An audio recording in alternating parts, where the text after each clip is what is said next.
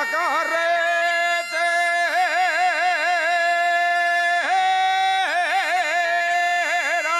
al Pedroso,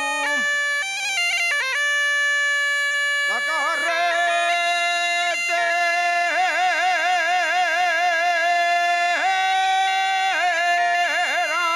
al Pedroso,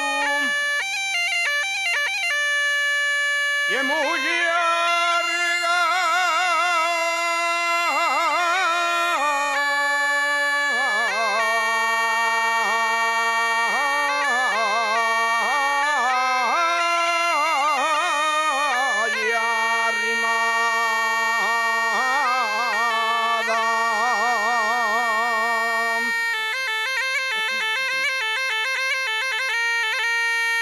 y es muy larga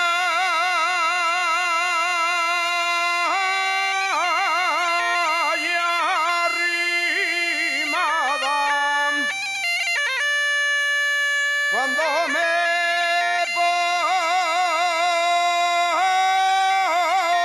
pongo a salir,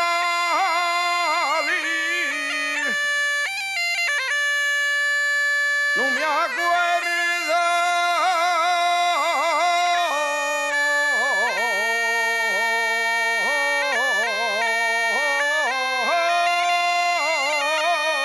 de la entrada.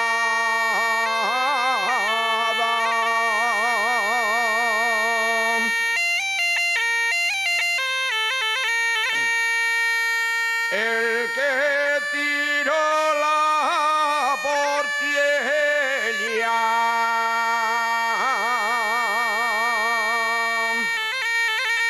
el que tiró la portiella,